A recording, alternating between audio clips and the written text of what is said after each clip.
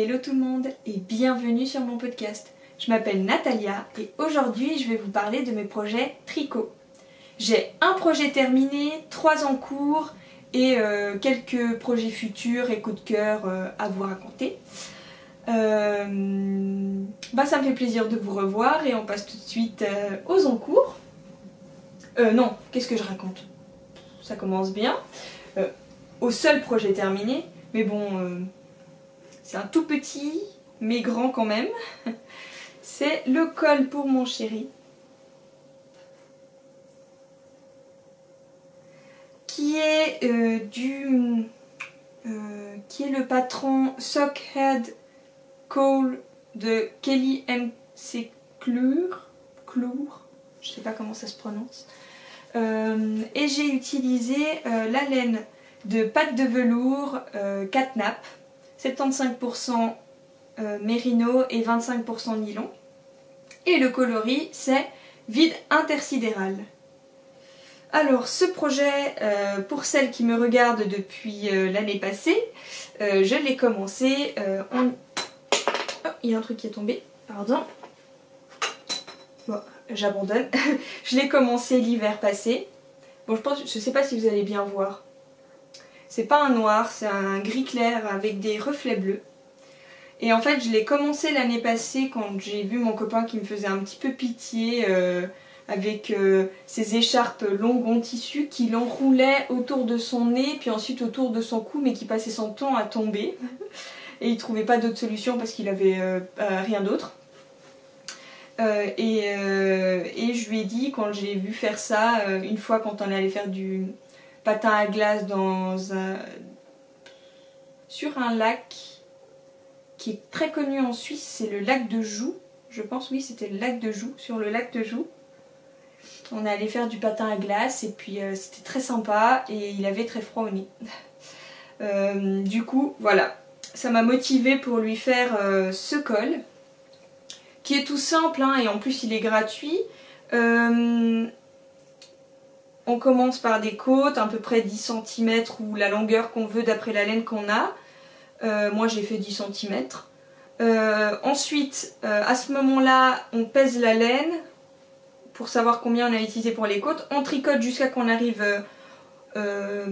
au poids, enfin jusqu'à qu'on arrive au poids de la pelote qui suffira pour faire les côtes. Et après on fait les côtes. Du coup on termine... Moi je l'ai terminé vraiment jusqu'au bout du bout, il doit me rester 1 mètre de fil et je suis très contente. J'ai fait, parce qu'en fait c'est plutôt dans ce sens là, j'ai fait le montage German Twisted Custom, comme vous pouvez voir, qui donne super bien sur des côtes de 2 et qui est super élastique. C'est mon montage que j'utilise tout le temps en fait, maintenant je réfléchis même plus, c'est le montage que j'utiliserai partout parce qu'il est élastique, il est pas lâche, il est vraiment super. Et le rabattage, alors là, c'est pas la faute du rabattage que ça tombe comme ça, c'est parce que, je sais pas si vous allez le voir, peut-être à la caméra on verra mieux. Ici il y a une sorte de ligne, là ça se voit mieux, là. Parce que la moitié je l'ai fait l'année passée et l'autre moitié je l'ai fait hier. Et je sais pas si vous avez suivi mes péripéties de tension, mais elles ont énormément changé. Avant il me fallait... Au tout début du tricotage, il me fallait des aiguilles 4 mm pour avoir 27 mailles pour je ne sais pas combien de rangs. Ensuite, je suis descendue à 3,75 pour avoir 25 mailles pour je ne sais pas combien de rangs. Et maintenant, je suis baissée à 3,5 pour avoir 25 mailles et 36 rangs avec la laine que j'ai maintenant. Donc, évidemment, avec tous ces changements et ma tension qui se relâchait de plus en plus, eh bien là, c'était la tension que j'avais l'année passée avec 27 mailles pour je sais pas combien de rangs, et là c'est la tension avec 25 mailles pour des 3,5. Et évidemment flemmarde comme je suis, j'ai pas changé d'aiguille tout simplement parce que la taille d'aiguille en dessous c'était des 2 mm et elles étaient sur mes chaussettes que je vous montrerai après. Et vu que c'est des fixes, il fallait que je tricote mes chaussettes sur un autre câble, que je prenne le câble, que je termine les côtes et après que je remette le câble en tricotant. Vous voyez le truc quoi. D'où l'utilité des aiguilles interchangeables pour ce genre de cas. Et du coup, bon, je me suis dit, l'autre côté est très beau, alors il utilisera ce côté pour en haut. En plus, il est plus serré. Puis l'autre côté, je pense que ça ira un peu mieux après lavage. Mais au pire, de toute façon, il tricote pas. Et puis, je l'ai terminé, je suis déjà contente. Mais sinon, à part ce petit truc de tension, franchement, il me plaît. Il est vraiment super comme col. Je vais vous l'enfiler même s'il n'est pas pour moi. Ça va complètement me décoiffer, mais on s'en fiche, hein, je suis pas là pour faire top modèle. Hop. Ah, mais j'ai mon châle. Ah, je suis bête. Voilà. Je me déshabille pour vous. Ah oui, il me manque plus qu'un fil à rentrer et puis il y a des travaux à côté de chez moi, du coup il a fallu que j'attende la pause de midi pour tourner, sinon on entendait les tracteurs et tout ça. Et du coup j'avais pas le temps de rentrer les fils, sinon ils auraient recommencé leurs travaux et ça aurait été une cata. Du coup voilà. Hop. En gros, là, si je veux me couvrir le nez, je fais comme ça. Bon, avec les cheveux, c'est pas très pratique, mais vous voyez quoi. Vous inquiétez pas, c'est du rouge à lèvres sans transfert. Voilà. Et si je veux le porter en ville, je rentre tout simplement les côtes à l'intérieur. Hop. Les autres côtes à l'intérieur. Et là, en fait, ça me fait les côtes qui sont contre le cou, qui protègent vraiment du vent, et puis le jersey à l'extérieur, et ça donne un effet très sympa. J'ai fait... en plus, ce coloris, ce qui est sympa, c'est que... Et voilà, j'ai pris du temps pour essayer de faire en sorte que ma coiffure ne soit pas une catastrophe, et là, en 5 secondes, j'ai tout foutu en l'air, et dès le début, bravo. J'espère que vous n'avez pas vu mes pellicules, sinon bah, c'est cadeau. Du coup, voilà. Si mon chéri est d'accord de faire le top modèle, je vous mettrai une petite photo de lui avec le châle, avec le col, je pense que ça donnera mieux. Et bah du coup, voilà, il est tout content, il a enfin son col qui est terminé 1 an après. et voilà. Alors, je vous ai dit la base, hein, c'est le coloris vide intersidéral. En fait, c'est un... Peut-être que vous l'avez vu noir, mais c'est un gris très foncé qui tire sur le bleu. Et franchement, j'adore. Parce que d'après la lumière, ça paraît gris, et des fois ça paraît bleu, et des fois ça paraît... C'est vraiment très sympa. Et même là, ça fait un peu violet, c'est très drôle. C'est toujours comme ça avec les coloris de pâte de velours. J'ai l'impression en fait qu'elle fait une teinture avec plusieurs couches. Et du coup, des fois, la première couche, elle ressort, des fois c'est la deuxième, et des fois c'est la dernière. Et du coup, ça donne vraiment bien, quoi. Et le fil, en fait, c'est un... C'est un fil retordu de façon classique. Il est vraiment, vraiment, vraiment très, très doux. Ah non, non, c'est pas la même base que l'autre. C'est pas extrêmement doux, mais... Ouais, je raconte n'importe quoi. Ah non, ils ont recommencé. Ah, ça fait même pas 20 minutes que j'ai commencé à parler qu'ils ont déjà recommencé les travaux. Oh punaise, je fais comment?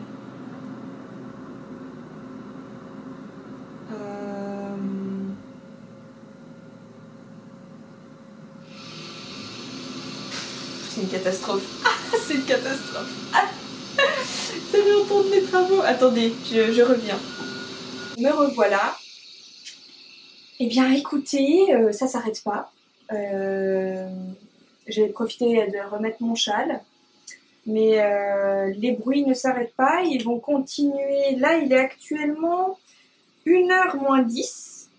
Et ils vont continuer à faire ça jusqu'à 17h30, c'est-à-dire l'heure où le soleil se couche. Donc, malheureusement, j'ai pas vraiment le choix. J'espère que ça vous dérangera pas trop. J'essaierai de réduire les bruits de fond. Il y a cette option dans mon logiciel de montage. Bon, évidemment, le son du coup sera de moins bonne qualité, et je m'en excuse d'avance. Mais si ça peut aider à ne pas entendre le marteau-piqueur qui est en train d'enlever le béton, parce qu'ils sont en train de faire toute la rue à côté de chez moi, eh bien, j'ai pas vraiment... Voilà, je ferai de mon mieux. En tout cas, ils vont faire ça jusqu'à qu'il commence à neiger. Donc, à part si vous voulez me voir dans 1 mois ou 3 semaines, voilà quoi. Vous imaginez même pas à quel point ça me saoule. Je me suis dit, yes, ils ont arrêté, je vais pouvoir commencer tout. J'ai pris tellement de temps à commencer, avec préparation et tout, je suis bête, j'aurais dû faire ça avant. Eh bien, 10 minutes après, ils commencent, quoi. Ça me tape sur les nerfs, ces bruits, mais pendant mes journées, le lundi, c'est mon jour de congé pour mon 80%. Et mes lundis, c'est ça. Toute la journée. Désolée. Je voulais pas me plaindre sur cette vidéo, mais c'était plus fort que moi. Là, ça me gave. Mais c'est pas grave. Je vais continuer comme ça. Je vais essayer de passer outre ce bruit, même si c'est un peu difficile. Et je vais continuer à vous parler de mes projets. Donc, j'étais en train de vous parler du col. Et je n'ai pas d'autres projets terminés. Et je vais passer à mes encours. C'est vrai, j'ai pas pensé à ça. C'est vrai que j'avais envie de commencer par mon pull, enfin mon gilet, mais je vais plutôt faire par ordre de vieillesse. Je vais commencer par vous parler de celui que vous connaissez déjà. Alors, je pense que vous avez vu qu'il y a un très beau sac fait par moi-même. Je vous en parlerai la prochaine fois. Je ne vais pas vous le montrer en détail parce qu'il ressemble un petit peu à celui que je vais faire pour mes vœux laineux. Là, vous les voyez pas, donc ça tombe bien, parce qu'elle connaît déjà les tissus. Mais il y a certains petits détails que j'ai pas envie de vous montrer, parce que je veux que ça reste une surprise. Donc, je vais pas vous montrer le sac. Vous l'avez vu quand même un peu là, mais de près, vous verrez que c'est totalement différent. Il y a plein de petits détails que moi j'aime bien, que j'espère qu'elle aimera aussi, que je veux pas qu'elle le voie ici. Donc... c'est mon find you fade. Encore une fois, je vous montrerai une photo du projet fini, pas par moi, mais par la designer, et puis le nom et tout ça. Je pense qu'à un moment, je vais arrêter de le dire. Mais non, parce que je me dis... En fait, je le dis à chaque fois, même si ça peut paraître un peu répétitif. Désolée. J'espère que vous l'entendez pas trop fort. Même si ça peut paraître un peu répétitif, eh bien, en fait, je me dis, si quelqu'un est en train de tricoter et il voit son tricot, et elle écoute ce que je dis, peut-être qu'elle ne verra pas forcément le moment où l'image va passer. Du coup, je préfère prévenir à l'avance. Comme ça, les personnes qui ne regardent pas forcément ou qui sont en train de faire autre chose en même temps, elles sauront que là, il y aura les images. Du coup, elles vont arrêter ce qu'elles sont en train de faire et regarder, si ça les intéresse, les personnes. Ou si ça t'intéresse. Vous. Moi, en fait, je dis vous parce que quand on me tutoie directement sur la vidéo, moi, ça me fait bizarre. Quand je vois la personne qui dit « ouais, tu sais, machin », même si ça fait très on parle avec une copine, ça me fait quand même bizarre. Du coup, je sais que c'est pas la même chose pour tout le monde, mais moi, je vais faire ce qui me fait pas bizarre quand on me fait. J'espère que vous avez compris. C'est l'oncle de la cousine, du petit frère, du neveu, de la grand-mère, du petit frère qui a dit que ça fait un peu ça. J'ai eu un petit bug au milieu, mais vous avez compris. Donc, pour vous mettre dans le bon sens, encore ce find you fade, elle nous gave avec ça, elle nous montre ça à chaque fois, j'en peux plus. Pour celles que ça saoule, hein, je dis. Mais bon, c'est quand même un encours, c'est un gros encours, donc ça m'a pris beaucoup de temps, mon avancée, donc je vous montre quand même, mais je ne vais pas vous en parler en long et en large, parce que je l'ai déjà fait 3 fois, voilà. Je comprends que vous puissiez en avoir marre, même si j'ai envie de parler tout le temps, parce que je l'aime. Donc, c'est le Find You Fade, tout en bleu. Attendez, parce que si je tire trop dessus, ça va me faire une maille super tendue. Donc, il y a des fils partout. Donc, clair. Ça, c'est le clair. Première couleur, deuxième couleur, troisième couleur, quatrième couleur, cinquième couleur, sixième. Non, je me trompe. parce qu'il y en a 7, je suis bête. Première, deuxième, troisième, quatrième, cinquième, voilà. Ouais, c'est ça. Bref, c'est la 5e couleur. Hop. Oh là là, qu'est-ce que c'est beau. Je vais essayer de vous tirer, vu que j'ai le câble, qui est plus petit. Mais voilà, vous voyez, hein. Nouvelle couleur, je suis sur le point mousse, j'ai fait les petites rayures, j'aime beaucoup comment elles donnent. Le changement de couleur. Je trouve que ça fait un très beau fondu, très sympa. Si un jour je devrais faire des rayures, je pense que je ferai attention pour qu'il y ait des petites parties de la même couleur, parce que j'aime beaucoup en fait le rendu des rayures comme ça. Je trouve ça super beau. Qu'il y ait des parties de la couleur claire qui sont de la même couleur que la couleur foncée. Vous voyez, moi j'adore. Ça fait des rayures pas trop tranchées. J'aime beaucoup. Donc voilà.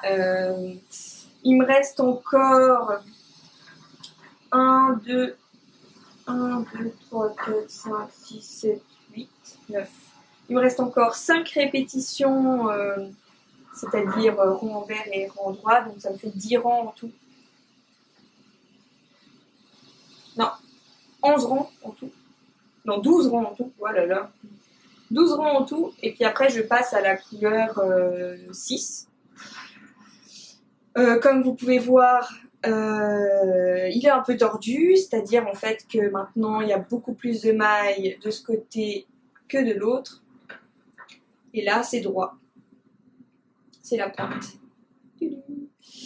Et maintenant en fait à partir du moment où je suis arrivée là et que j'ai commencé à faire droit, à partir de là j'ai toujours le même nombre de mailles, donc disons que à partir de ce moment-là, mon amour pour lui a un peu flanché parce que c'est un peu difficile d'avoir toujours les mêmes mailles. Je sais pas pourquoi, c'est très psychologique, mais mais ils font ces bruits là, mais j'ai envie d'ouvrir la fenêtre et de dire mais faites-moi de bruit, je filme. Mais bon, ils travaillent, hein, ils ne font pas grand-chose. Ils reçoivent des ordres. Comme ça, si on veut pas avoir des trous sur la route. C'est drôle parce que là, on se plaint parce qu'il y a des travaux, on est là, c'est pas normal et tout. Et puis après, si un jour il y avait eu des trous sur la route, les gens ils auraient fait, c'est pas normal, faut qu'ils fassent des travaux, il y a des trous sur la route et tout, ça abîme les pneus. On n'est jamais content, on n'est jamais content. Non mais j'essaye de chercher un bon côté pour pas péter un plan, je pense, ouais, c'est ça. Bon. En fait, je vous ai tout dit hein, sur mon châle. De toute façon, je l'ai déjà rangé. C'est passé à la vitesse de la lumière, mais de toute façon, au moment où je vous ai mis la photo du châle, je vous ai mis la photo des couleurs. Voilà. Et en fait, la base, c'est une base. Je vais vous montrer avant de passer à l'autre. Ouais, mais excusez-moi, je suis un peu décousue, mais ces travaux-là, j'ai beaucoup de peine à me concentrer quand il y a autant de bruit. C'est horrible. Alors ça, c'était un projet de l'été, que j'ai commencé en été. Hop, voilà. Mon dégradé. Moi, je vous le montre comme ça, voilà. Je vous montre ça comme ça. Ouais, non, je vous mettrai quand même une photo. Mon dégradé. Et je vous montre la marque Squirrel Yarn. Et hop, hop.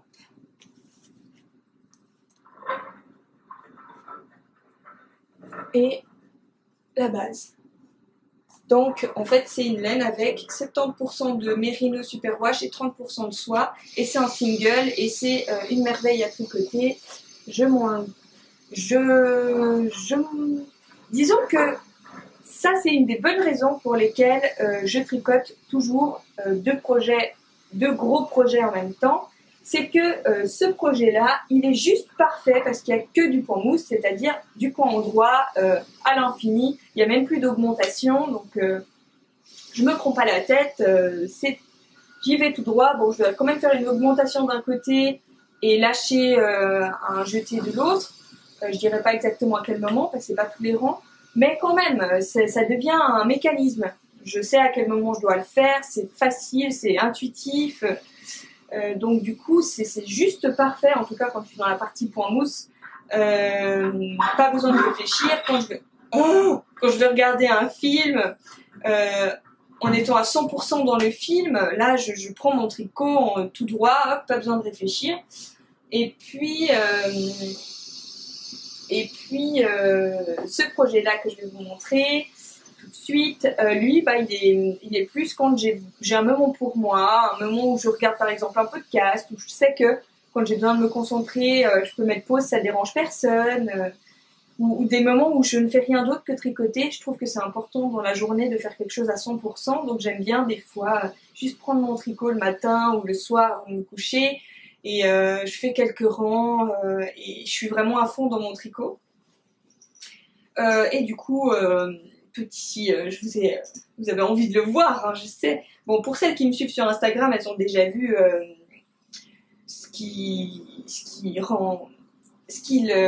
mon projet, mon deuxième projet, vous l'avez déjà vu parce que j'en ai fait une photo avec ce sac d'ailleurs. Celui-ci, c'est moi qui l'ai fait. Par contre, celui-ci, ce n'est pas moi, c'est le sac de Kozoku que vous pouvez trouver sur Instagram et Etsy. Voilà.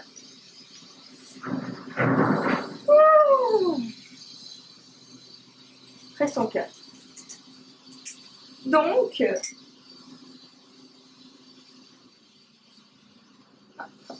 ah oui, si vous voulez aller sur mon Instagram, je l'ai mis un peu partout. Je l'ai mis en lien sur YouTube, c'est-à-dire quand vous arrivez sur ma page, il y a la bannière, et puis là sur le côté, il y a des petits sigles. Vous cliquez sur le sigle Instagram, vous êtes redirigé directement dessus.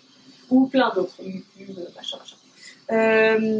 Vous pouvez retrouver sur la barre d'information en dessous de cette vidéo, et vous pouvez aussi, vous l'avez déjà vu je pense, en début de vidéo, je mets toujours une image avec tous mes réseaux sociaux, et l'image où il y a juste ma photo, c'est mon blog, où je mets uniquement des focus et mes podcasts, parce que c'est pas fait pour moi. Je n'arrive pas à faire des articles de blog sans vidéo qui accompagne. J'arrive pas à mettre tous les détails à l'écrit parce que ça m'ennuie et c'est pas adapté à moi, à ma manière de faire. Je suis plus à l'aise en parlant, donc voilà. En fait, j'ai la flemme. Ça me rappelle mes cours. Je suis déjà sur l'écran à faire des machins, des trucs. Du coup, ça me gave de devoir faire ça pour le tricot et voilà, c'est tout. J'arrête de m'excuser, de trouver des excuses, c'est tout simplement que j'ai pas envie et c'est tout. Bref. Alors, est-ce que je vais essayer de vous montrer ça un peu comme ça ressemble à un gilet? Je vais faire une tentative, après si je réussis pas, et ben voilà, vous me pardonnerez. Hop! Gilet taille bébé. Bon, de toute façon, ici c'est des côtes, donc c'est extensible. Voilà. Mais vous avez une idée. Ce n'est pas une taille bébé, c'est juste le cap qui est très petit et du coup qui rend l'impression que le tricot est tout petit. Donc, c'est le My Dear Watson de Nadia Crétin-Lechen. Et je vous montre la photo du projet qui rendra à la fin, donc qui est sur de la designer, du patron, et le nom ici. Et je l'ai fait avec les laines de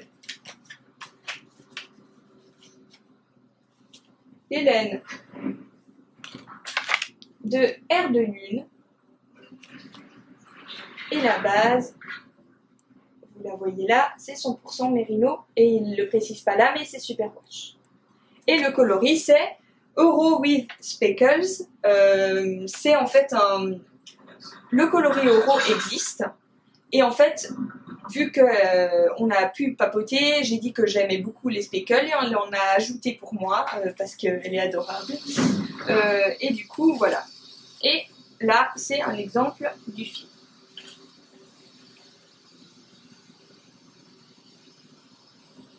Est-ce que ça zoome? Ceci est une bonne question. J'arrive pas à voir si ça zoome. Mais je pense que voilà. Donc c'est un retors classique. Et puis tout en bas, Vous pouvez avoir un exemple des speckles qui sont tout petits mais magnifiques. Voilà. J'ai fait le montage comme d'habitude, comme toujours. C'est le montage German Twisted Caston et le rabattage d'Elisabeth Zimmermann. Bon, je trouve que les montages ont toujours une allure un peu irrégulière quand c'est des côtes torse. Parce que ici, par exemple, c'est le montage avec des côtes normales et vous voyez, le rendu, il est super régulier. Et ici, c'est le montage avec les côtes torse et vous voyez que ça part dans tous les sens. Eh bien, je sais qu'au blocage, ça va s'arranger, donc ça m'inquiète pas. Au blocage, ce sera droit, ce sera beau. C'est la laine aussi. Ah oui, je vous avais dit la dernière fois que la laine avait un rendu irrégulier. En fait, Emma de Air de Lune, elle m'a écrit pour m'expliquer que, pour me rassurer, me dire qu'au blocage, ça s'améliore. Blocage du gilet. C'est tout simplement parce que... Ah, j'ai pas un exemple ici. Dommage.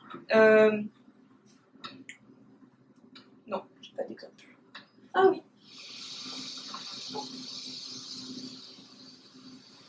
Elle, elle met en écheveau très serré. Et là, je le sens, hein, vous voyez. Je peux le tenir jusqu'au bout, il tient droit. C'est vraiment très très serré, vous voyez là. C'est pas du tout lâche. Et en fait, elle fait ça pour que, comme vous pouvez le voir ici, c'est très bien accroché et il n'y a aucun risque que ça s'enlève. C'est même un peu difficile à enlever. Voilà quoi, ça tient bien. Et en fait, elle m'a expliqué que... Attendez, je vais essayer de le remettre parce qu'il était beau là-bas. Voilà. Donc je disais... en fait, elle les met en écheveau très serrés pour que quand elle les mette quand des vendeuses les mettent en boutique, parce qu'il y a des personnes qui vendent ces laines en boutique au Québec, non pas au Québec, aux États-Unis. Du coup, enfin je sais pas exactement où, il faudrait lui demander. Et du coup, comme ça, elle a aucun risque que son écheveau se défait et puis n'a pas du tout belle allure et fait un truc pas très beau et esthétique et du coup entache l'image de la marque, chose qu'elle ne voulait absolument pas. Du coup, elle les a mis en écheveau très serrés pour qu'il n'y ait pas de risque qu'ils se défassent en boutique à force d'être manipulés. Le tout petit côté négatif du fait qu'elle met en écheveau très serré, c'est que du coup la laine étant un peu serrée, elle donne un effet un peu irrégulier au tricotage et une fois lavée, elle se détend et elle reprend une belle forme régulière. Voilà. Aparté terminé, je vais vous montrer le petit détail merveilleux qui fait... j'y arrive pas, hein, j'y arrive pas. Vous allez voir, pendant tout ce podcast, je vais être totalement déconcentrée parce qu'avec tout ce bruit, j'ai de la peine. Mais voilà, je vais essayer. De toute façon, j'ai pas le choix. Parce que je veux vous parler quand même. Donc, le petit détail qui fait le tout de ce gilet, c'est la torsade. Qu'est-ce qu'elle est belle. Bon, là, elle paraît plus large, mais c'est parce qu'elle est sur l'aiguille. Hein. Elle est encore sur l'aiguille. Mais vous voyez la belle torsade avec des mailles torse. Voilà. Ça donne super bien. J'ai l'impression que la couleur, elle rend bien, donc c'est un très beau moutarde clair. Magnifique moutarde clair. Et là, je suis... je sais pas de mètre. Non, j'ai rien pour mesurer. Je dois être à 15 cm. Ça avance. C'est un plaisir à tricoter. La torsade, je suis à la 2e répétition et je ne m'en lasse pas parce que je trouve qu'elle est très belle. Franchement, j'adore. En plus, ça va être la forme que je préfère plus que tout, c'est-à-dire la forme boxy, avec les manches qui arrivent ici. Et qu'est-ce que j'aime ça! Ça va être tellement beau. J'ai vraiment hâte de porter ce gilet. Dans une de mes couleurs préférées, voilà. Et ah oui, ah voilà. J'ai bien fait de prendre des notes parce que là, c'est une raison encore plus forte pour que je le fasse. J'ai oublié pas mal de choses. Alors déjà, première chose, c'est que j'ai constaté, en fait, à force de porter mes gilets, je me suis rendu compte qu'ils étaient un peu courts. Je comprenais pas d'où ça venait. Parce que le pull que j'avais mesuré pour la longueur, je trouvais que c'était parfait, quoi. Il était bien, il me dérangeait pas, même avec les pantalons. Alors que mes gilets, par moment, pas toujours, mais avec certains pantalons, je trouve que ça fait un peu court. Alors, j'ai réfléchi et eh bien, je pense que je vais faire 1 cm plus long parce que j'ai constaté qu'en mesurant mes projets, ils faisaient combien? Au lieu de faire 32 cm de longueur, ça faisait 30 ou quelque chose comme ça. Et moi, en fait, je mesurais sur le tricot à 32 cm, j'arrêtais, que ce soit en top-down ou en bottom-up. Et du coup, je pense qu'il y a quelque chose avec le dessous de la manche, parce que moi, je mesurais de là à là, qui fait qu'au moment où on rejoint le tout, où on sépare, il y a des centimètres en moins. Ou le fait que ce soit sur l'aiguille et pas en vrai, j'en sais rien. Puis du coup, je pense que je vais ajouter 1 cm. Donc je vais faire jusqu'à 33 cm et puis je vous en redirai des nouvelles si c'est la bonne longueur ou pas. On verra bien. Surprise. De toute façon, au pire des cas, je raccourcis. Pardon. Oh là là. Je baille. Pourtant, je suis pas fatiguée. Hein. Mais voilà, ça veut dire que je suis détendue. Voilà, c'est tout. C'est tout ce que... Non. Haha. J'ai un autre truc qui est super génial, c'est que je vais trouver des petits boutons. Et ils sont super jolis, mais très simples. Hein. Moi, je fais toujours des boutons sobres. Plutôt ton sur ton.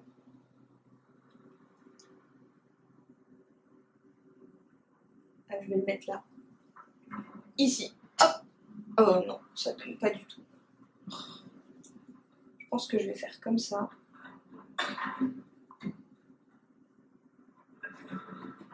J'essaie de vous le mettre sur... c'est toujours toute une histoire, surtout quand ils sont petits. C'est un peu compliqué. Voilà. Non! Ah, moi, la hantise de perdre mes boutons, c'est une catastrophe. Ah là! Désolée. Voilà. Me revoilà! J'ai réapparu. Voilà. Enfin, j'ai réussi à vous le montrer. Sur la laine, en fait, je voulais absolument vous le montrer sur la laine, mais j'aurais pu tout simplement faire beaucoup plus simple. C'est-à-dire comme ça. Ah, c'est tout un art, quand ils sont petits, c'est encore plus compliqué. Comme ça. Ah, voilà. Donc c'est un bouton en bois, tout simple, petit, brun clair, et voilà.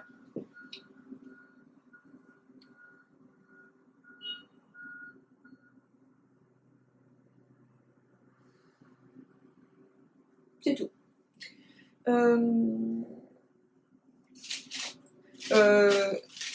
Sur le patron, la designer, elle avait utilisé un bouton très petit, très gros, pardon. Moi, c'est pas du tout mon genre, j'aime pas ça. Du coup, ce que je vais faire, je pense, c'est que quand je ferai les jetés, je vais les serrer, mais comme une brute, pour vraiment que ce soit à la taille du bouton. Bon, je sais qu'au pire des cas, il y a une taille au-dessus. Dans le magasin où j'ai acheté, qui est toujours le même, c'est au Bouton Chic à Lausanne. Il y a toujours il y a une taille au-dessus si vraiment il sort tout le temps de la boutonnière. Mais j'espère vraiment que ce sera la bonne taille. J'hésite même à... Non. En fait, il y a un truc qui est très spécial dans ce design, c'est que comparé au patron que vous avez vu, ici, au lieu d'avoir juste la maille torse plus la lisière, il y a une maille supplémentaire. Et en fait, on va relever sur la maille supplémentaire au lieu de sur la lisière. Je pense qu'elle a fait ça parce que vu que la maille torse est mise en avant sur le projet, si elle était juste à côté de la maille lisière, la maille torse aurait été un peu irrégulière, comme toujours. Du coup, avec une maille entre la maille lisière et la maille torse, ça évite que ce soit trop irrégulier et c'est une bonne idée parce que vu que moi, j'alterne les écheveaux dès le début, sauf les côtes, mais sinon j'alterne, je vais alterner jusqu'à la fin, eh bien,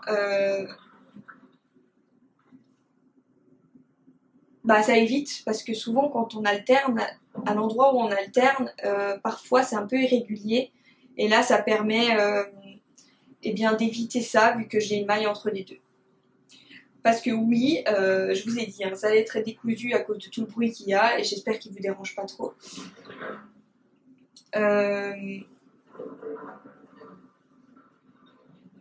Hop. Non, je fais n'importe quoi. Je sais plus où j'en étais. Ah oui, voilà. J'ai décidé enfin d'alterner les écheveaux du début jusqu'à la fin. Tout simplement parce que c'était une très légère source de stress pour moi. Excuse-moi, j'ai un petit... C'était une très légère source de stress pour moi. Et du coup, je trouvais ça un peu bête. C'est-à-dire en fait que pendant le tricotage, jusqu'au moment où je changeais d'écheveau, ça me stressait un peu parce que j'avais peur d'avoir une trop grande démarcation et que ça fasse un vrai fade, chose que je ne recherchais pas quand je faisais un léger fade sur 10 cm. C'était pour 10 rangs, pardon.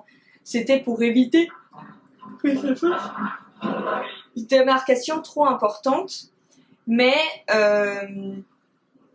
je voulais pas que ça fasse quand même un fade. Et ça me stressait un tout petit peu et je m'en étais pas trop rendu compte. Et en fait, je sais pas ce qui s'est passé, mais j'avais regardé une vidéo, enfin un podcast ou sinon une photo, j'avais discuté avec des tricopines, je ne sais plus, mais à un moment je me suis rendu compte que en fait ça me stressait tout le long du projet tricot. Et évidemment je trouvais ça vraiment dommage de me stresser tout du long et de ne pas pouvoir apprécier à 100% le projet en prenant du plaisir du début jusqu'à la fin.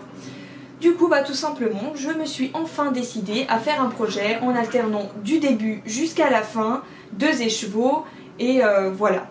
Alors, c'est sûr, ce qui est sympa, c'est que moi, vu que je fais les gilets un peu plus courts, j'utilise 2 écheveaux sur le corps.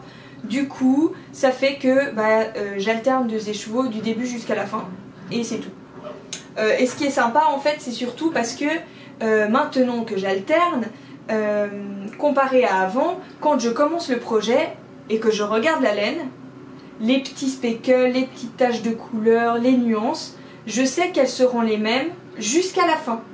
Parce que par exemple sur mon gilet rouge, le gilet Ezea que j'avais fait, je vous montre juste une petite photo là, comme ça vous voyez ce que je veux dire. J'essaierai de trouver une photo où on voit bien. En haut il y a des nuances rouge foncé et en bas il n'y a plus de nuances rouge foncé, c'est des nuances au contraire au lieu d'être rouge foncé, c'est plus clair. En gros, au lieu que ce soit... Oh là là, j'espère que vous n'entendez pas. Au lieu que ce soit... Je pense que je vais couper. C'est une catastrophe, il ne va pas s'arrêter, donc je vais essayer de continuer comme ça. Oh, ce podcast, ça va être une catastrophe au niveau du son. Je suis tellement désolée, ça me met tellement mal à l'aise. En fait, il y a plein de fois où je me suis dit, non mais est-ce que je vais vraiment filmer aujourd'hui ou pas? Mais en fait, ils vont continuer tout le long de la semaine. Et le week-end, j'ai jamais le temps. J'ai trop de choses à faire. C'est bon, il s'est arrêté. Alléluia. Donc, je disais quoi déjà? Je sais même plus. Je pense que je vous disais du coup que j'alternais les couleurs et puis et que quand je regarde le rendu, je sais que ce sera comme ça jusqu'au bout. Ah non, je vous parlais du gilet rouge. En gros, en haut j'avais des nuances plus foncées et en bas au lieu des nuances plus foncées, j'avais des nuances plus claires. Et en fait, j'aimais beaucoup les nuances plus foncées. Et quand je suis passée au deuxième écheveau, j'ai beaucoup regretté de pas avoir alterné du début jusqu'à la fin, parce que comme ça, j'aurais eu les nuances plus foncées tout le long de mon gilet. Et du coup, c'est vrai que bon, ben au moins, quand j'ai un des écheveaux qui a plus de nuances que j'aime, bah je sais que ce sera comme ça tout le long et que je les verrai tout le long et ça me rend contente. Donc voilà. Par exemple, il y en a un qui a un peu plus de nuances brun clair dans les écheveaux que j'ai reçus. Et du coup, je suis contente parce que je sais que tout le long du tricotage, il y aura ces nuances que j'aime un peu plus qui se verra. Et du coup, ça me plaît. Alors, je pense pas que vous verrez à la caméra, mais sur les deux écheveaux, et ça c'est tout à fait normal parce que c'est teint à la main, il y a une très légère différence. Ah, vous pouvez voir là, je pense. Il y a une très légère différence.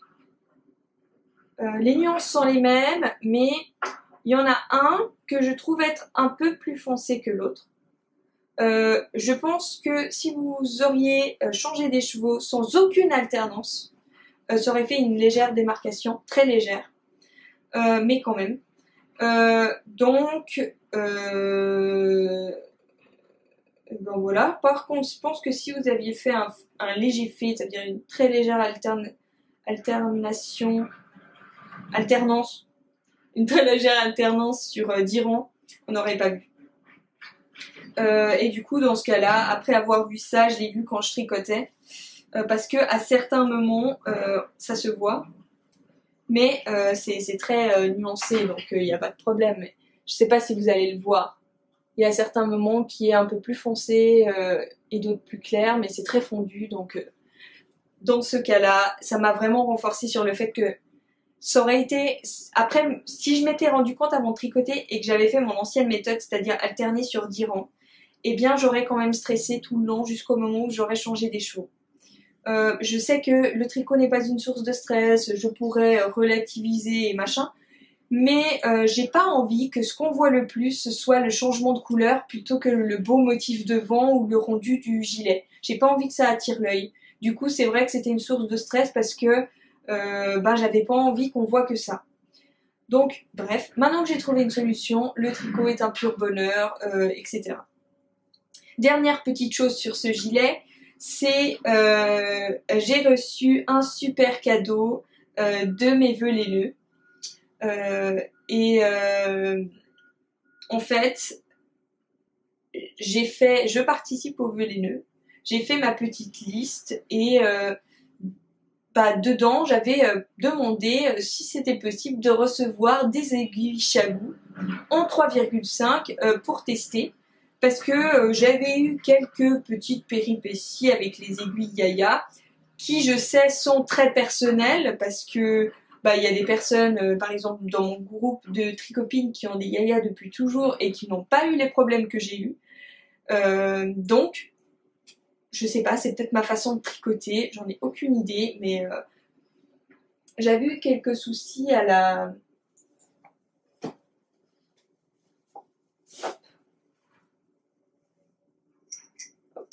Je vais essayer de vous montrer ça. En fait, les aiguilles Yaya ont le côté cool, c'est un bon côté pour certaines et pour moi un peu moins, de tourner sur elle-même. Ouh là là, c'est tout turnard. De tourner sur elle-même, vous voyez. Suivez le petit trou, vous voyez qu'il bouge. Voilà. Alors ça, c'est... Pour certaines personnes, c'est vraiment génial. C'est vrai que moi, quand j'avais essayé mes Knit Pro en circulaire, et qu'après je suis passée à ça, ça a changé ma vie. Parce que mes Knit Pro, en fait, le câble, il passait quand je tricotais en rond, il faisait des vrilles et c'était vraiment très casse-pied pour tricoter. Et là, en fait, grâce au fait que ça roule sur elle-même, eh bien, il y a plus, ça évite que le câble tourne sur lui-même et soit un peu embêtant à utiliser. Et du coup, moi j'étais jusqu'à maintenant très contente de cette jonction. Mais, oh non, non, je suis désolée, je vais vous ressortir le truc. Mais en fait, la jonction, ce qui est embêtant, c'est que elle a, en fait, ici, pour que ça puisse tourner sur elle-même, et ça, je pense pas que vous allez le voir, il y a, le câble est normal, et d'un coup, il est légèrement plus épais, et après, il rentre à l'intérieur du fer. Et je pense que ça aide, ça permet à ce qu'il tourne sur elle-même, et en fait, il est légèrement plus épais, et après, sur quelques millimètres, mais il faut vraiment regarder de près, ça se rétracte un peu, et ça rentre dans le métal. Et en fait, moi, j'ai eu le souci que à cet endroit-là précisément, ça, sur un de mes câbles, ça s'était un tout petit peu usé et ça accrochait ma laine, cette laine-là. Et en fait, au début, ça me dérangeait pas. Et puis une fois, j'ai fait comme ça et je sentais que ça bloquait. Et puis comme une débile, j'ai voulu un peu forcer. Bon, évidemment, heureusement, à un moment, je me suis arrêtée, je me suis dit, il y a un souci. Et j'ai regardé et en fait, j'ai vu que le petit usure, elle avait chopé un brin d'une de mes mailles et en fait en tirant, j'avais tiré ce brin, mais heureusement qu'il s'était pas cassé, heureusement. Puis du coup j'ai dû tout remettre, j'ai paniqué, j'ai dû tirer un peu la maille, essayer de réenrouler, ça se voit un tout petit peu, mais là je saurais même plus vous dire où c'est, vous dire, ça se voit plus, mais ça m'avait beaucoup embêté sur le coup et je me suis dit, mais imagine si c'était de la single, ça l'aurait complètement, ça aurait cassé le fil ou abîmé, etc. Et du coup, je m'étais arrêtée là, je me suis dit, bah c'est pas grave, c'est comme ça. Puis après, bon, j'ai entendu parler des chiagous pas mal de fois, et ça commençait à m'intriguer. Puis il y avait une tricopine du tricoté à Vevey, de Vevey, qui tricote avec les chiagous, puis j'ai pu les voir de près, voir à quoi ça ressemble et tout ça. Mais j'ai quand même pas touché le câble et tout ça parce que j'étais pas plus curieuse que ça, étonnamment. Et puis là, bon, je me suis dit c'est l'occasion, les vœux les nœuds. Je vais demander si quelqu'un a, et j'étais à des années-lumière d'imaginer que quelqu'un allait dire oui parce que quand même, je sais pas, je pensais pas, mais j'ai quand même demandé au cas où si quelqu'un, on avait une qui ne lui serait pas utile, etc. Et en fait, du coup, j'ai eu beaucoup de chance, et puis j'ai So Neat Love avec un E, parce qu'il y a deux personnes qui s'appellent comme ça, une avec un A et une avec un E.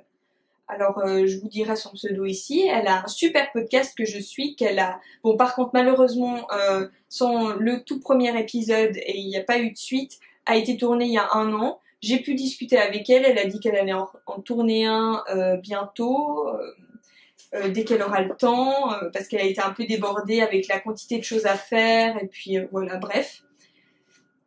Et du coup, elle a été super gentille, parce qu'elle m'a même envoyé des neuves, commandé sur Lily comme tout, en fixe 80 cm et en taille 3,5. Et je suis vraiment super contente. Je les ai essayés, ça fait 1 semaine que je les essaye, et en fait le câble c'est un pur bonheur. Le câble c'est vraiment, ça change tout. En fait c'est un câble un peu spécial. C'est en fait une tige en métal un peu twistée et recouverte de nylon. Je sais plus comment ils appellent ça. Et franchement, j'aime beaucoup. La jonction, bon là c'est des fixes, hein, mais même avec les fixes Yaya, même avec les fixes Yaya, il y a encore ce léger boudin en fait, avant que ça entre à l'intérieur. Est-ce qu'elle tourne sur elle-même? Non, elle tourne pas sur elle-même, mais il y a encore un léger boudin. Et le câble, en fait, il a mémoire de forme. Donc, à force de l'utiliser à la jonction... Ah, mais je peux le montrer, là. Je sors tous mes projets. À la jonction, je sais pas si vous allez le voir, mais c'est tordu un peu. c'est un peu tordu, ça fait comme ça. Et à force, ben, c'est pas très confortable à utiliser pour faire passer le fil. Parce que du coup, bah, si c'est comme ça et pas droit, c'est plus difficile à faire passer les mailles. Et là, en fait, dans ce qu'ils disent, j'ai pas encore pu vraiment essayer, mais j'ai vraiment cette impression aussi. C'est un fil qui n'a pas de mémoire de forme. Donc du coup, je n'aurai pas ce petit souci.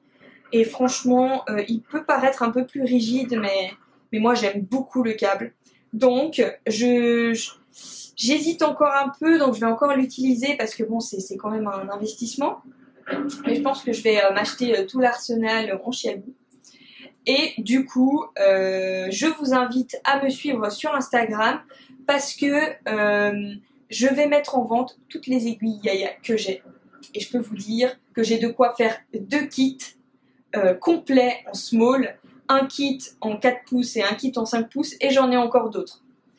Donc j'ai un peu craqué mon slip sur les aiguilles. Et du coup, c'est quasiment sûr que je vais mettre ça en vente avec les câbles qui ne sont pas usés. Je vérifie bien, je fais vraiment très attention à l'état des aiguilles et du câble parce que je n'ai pas du tout envie d'avoir des retours désagréables des personnes parce qu'elles sont déçues, parce que bah, ce sera de ma faute si elles sont déçues. Et ça me ferait beaucoup de peine.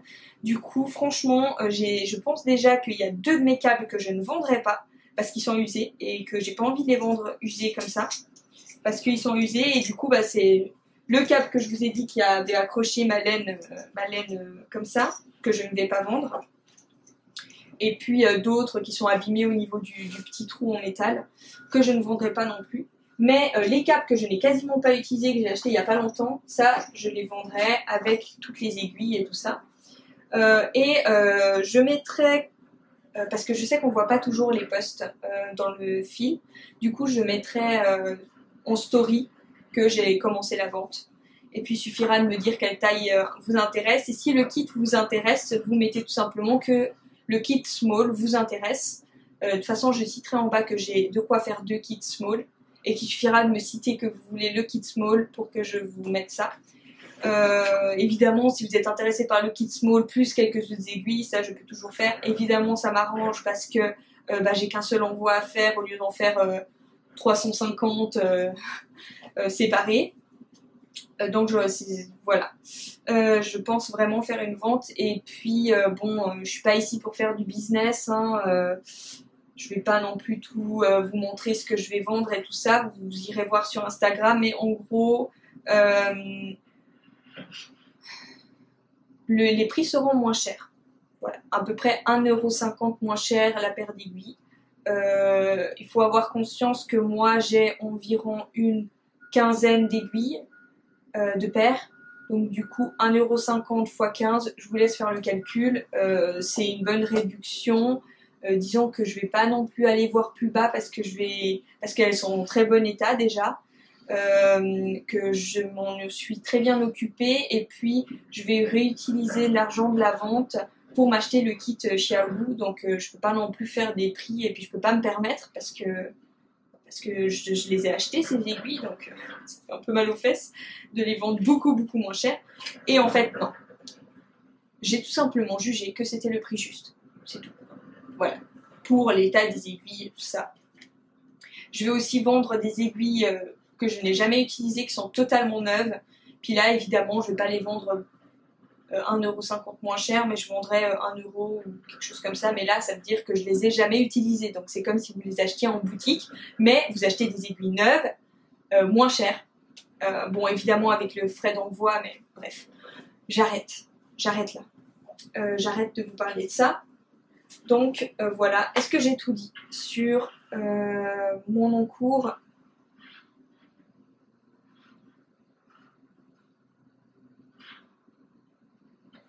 Voilà, maintenant je vais passer à mon autre encours.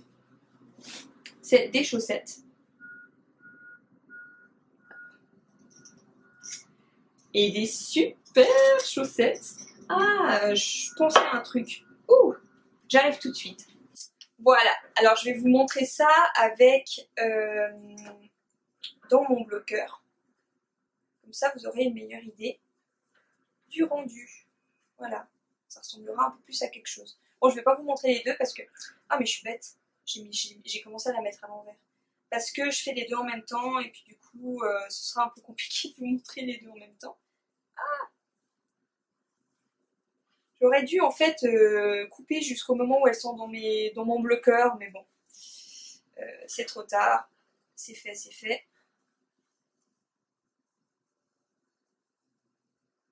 Bon, tu te places là ou quoi? Ouais, c'est bon? Non, c'est pas bien. Oui, oui, c'est bon. C'est bon!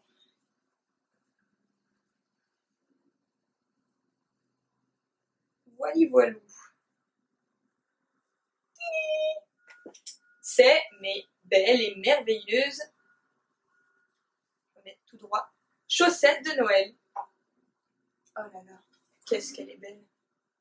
Attendez, hop, je vais mettre le fil à l'intérieur. Avec sa copine qui pend. Donc voilà. J'ai commencé du coup mes chaussettes de Noël que j'avais achetées l'année passée, les échos. Et je suis vraiment super contente. Ça rend super bien.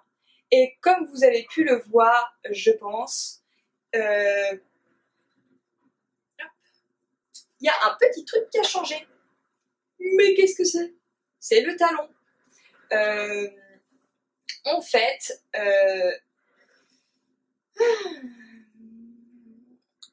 j'ai fait déjà 2 paires de chaussettes avec un talon après coup. Et ça glissait. Ça veut dire que j'avais toujours... j'en porte une là maintenant, mais je suis pas du tout souple, donc je serais pas capable de vous montrer. Mais j'ai bien 2 cm après mon pouce. Alors, la première fois que c'est arrivé, je me suis dit, évidemment, j'ai fait une pointure trop grande pour moi. Alors, j'ai fait... C'est ça?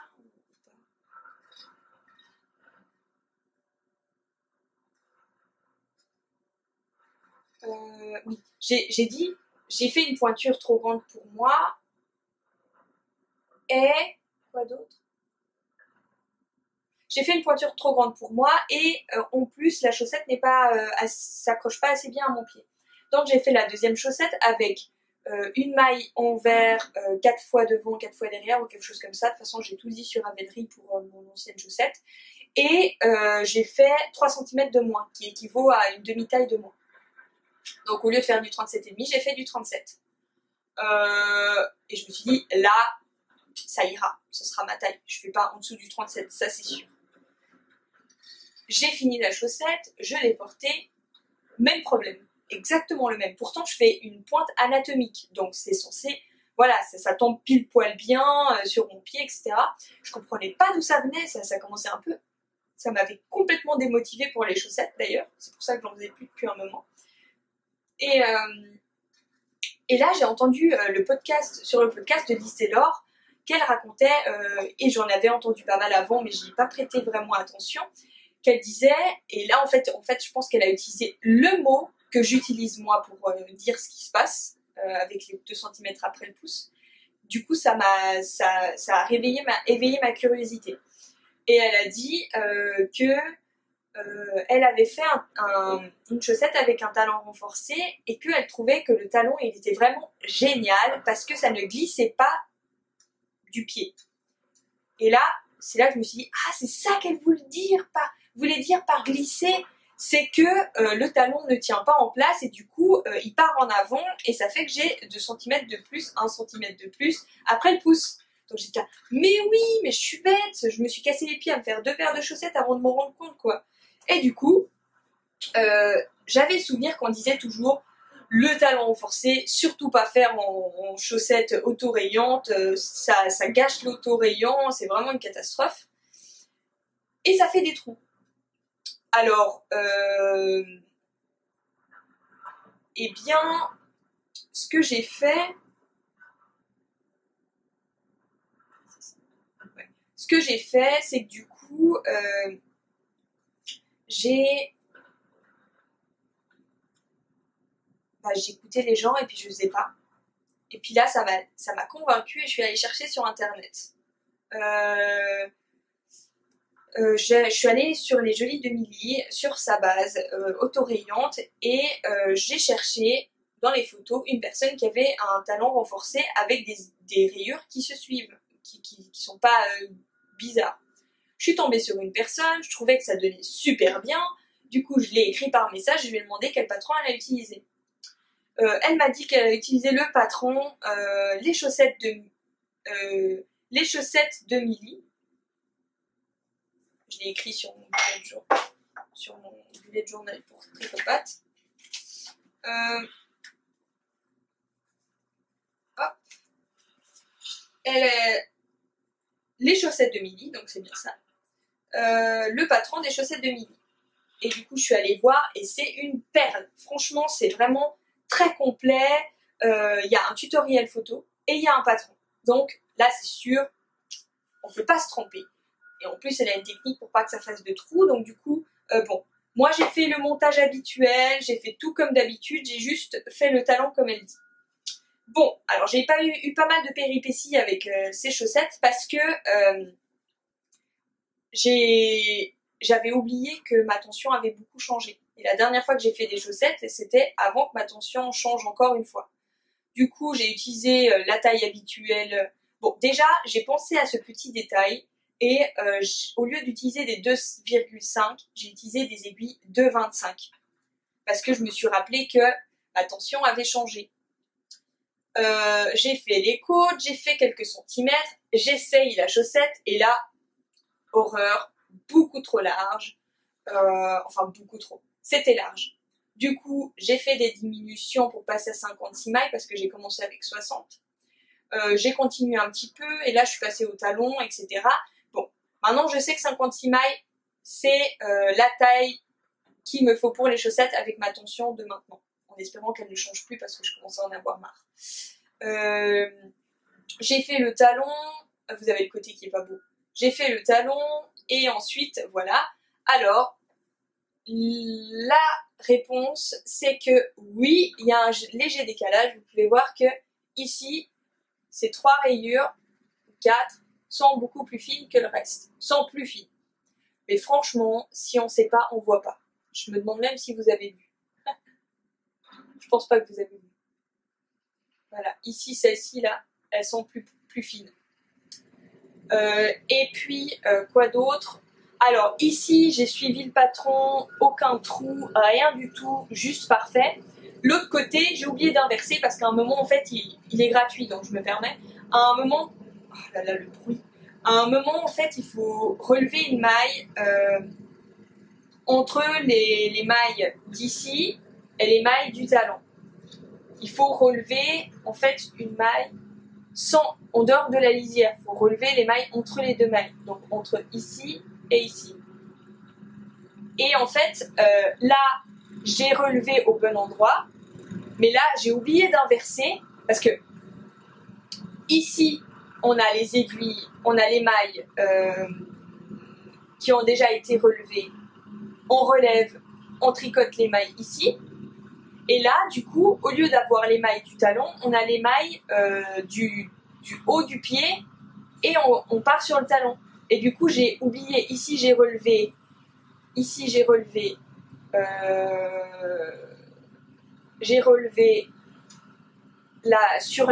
plus près de la maille ici. Et ici, j'ai relevé plus près de la maille ici. Et en fait, vous voyez que ça n'a pas du tout le même rendu. Là, il y a des trous. Là, il n'y a pas de trous. Du coup, je suis déjà contente que un côté sur 2 a le trou. Et je suis heureuse parce que je suis contente parce que le côté où il y a le trou, c'est le côté où il y a le fil. Donc, du coup, je vais pouvoir camoufler. J'ai le même souci avec l'autre côté. Mais à part ça, je suis super contente, le rendu me plaît et j'ai essayé et niveau confort, c'est incomparable. C'est ça. En fait, quand on met pas le pied au bon endroit, on le sent tout de suite parce que on sent qu'il y a la chaussette tombe pas bien. Du coup, quand on le met au bon endroit, hop, d'un coup ça s'emboîte quoi. Ça se met bien, c'est juste parfait pour le talon. C'est vraiment très anatomique quoi. Et là, tu sais qu'une fois que tu es au bon endroit, faut y aller pour que ça se déplace. C'est bien maintenu. Et ça fait que ça change tout. Ça change tout. Et je m'en suis déjà rendu compte avant d'avoir fini, donc je suis super contente.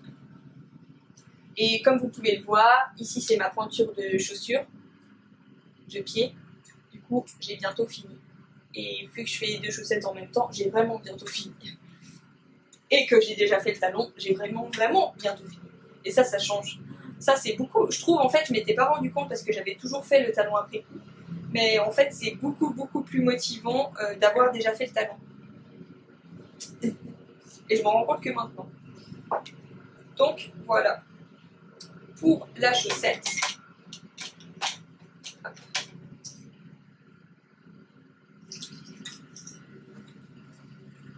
Et ensuite, hop, je vais passer. J'ai terminé avec mes encours. Pardon. Je vous dis, hein, moi j'y arrive pas, j'arrive pas à être autant encadrée que d'habitude avec ce boucan. C'est très compliqué pour moi. J'ai des difficultés de concentration, puis là c'est vraiment super compliqué. Donc ça c'est le fil bien retordu, 425 mailles pour 100 mètres, 75% mérino. Voilà. Je sais pas si je vous ai déjà montré en fait. Et c'est le coloris. C'est le coloris 25. Voilà. 0,25. Que vous pouvez commander, faire une commande personnalisée sur son site et elle vous teint ça dans les 3 semaines et c'est envoyé. Et elle est toujours plus rapide que les délais qu'elle dit. Après, ça dépend évidemment si elle a beaucoup de choses à faire à ce moment-là précis ou pas. Mais d'habitude, moi j'ai toujours été. On m'a toujours livré rapidement et j'ai toujours été contente de ces chaussettes. Et à force de les utiliser, là j'en ai. Et elles vieillissent vraiment très bien. Alors que j'ai un talon classique non renforcé, c'est déjà, franchement, c'est pas mal. Ouais, je suis très contente. Maintenant, je vais passer... Attendez, je vais vérifier. Voilà, pardon. Dernière petite chose rapide. La prochaine fois, quand j'achèterai mes aiguilles Chagou, je vais profiter pour m'acheter des aiguilles 2 mm ou 2,25. Non, 2 mm. Et je vais faire les côtes en 2 mm pour qu'elles soient bien serrées. Parce qu'avant, je n'osais pas faire ça. Parce que j'ai toujours cru que c'est ma manière de faire ou le montage qui faisait que j'avais toujours énormément de peine à passer le talon. Et encore une fois, erreur de... Là, on peut dire erreur de débutante en chaussettes, du coup. C'est que, en fait, c'est simplement le montage que j'utilisais qui n'était pas suffisamment élastique. Parce que là, avant, je faisais comme ça, j'étais vite bloquée. Là, le truc, il peut prendre 2 fois sa taille. Alors là, c'est pas possible que je puisse pas passer mon talon. Et là, quand je l'ai passé, même pas besoin de forcer, rien du tout, c'est passé tout seul. Du coup,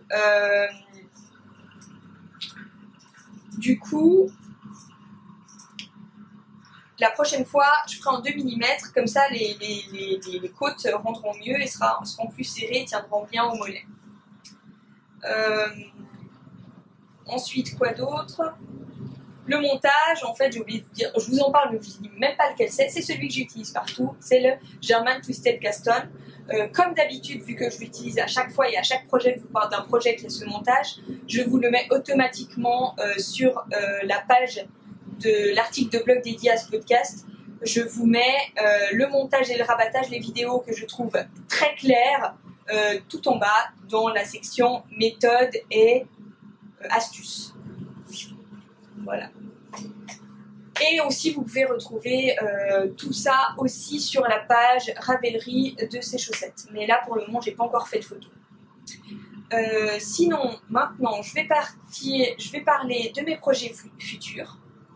Du coup, je vais commencer par le futur projet Winterfell Cardigan de Catherine Schneider. Alors à la base, j'avais pas prévu de faire celui-là tout de suite après parce que j'avais beaucoup de doutes sur le modèle que je voulais tricoter avec cette laine à cause de l'encolure.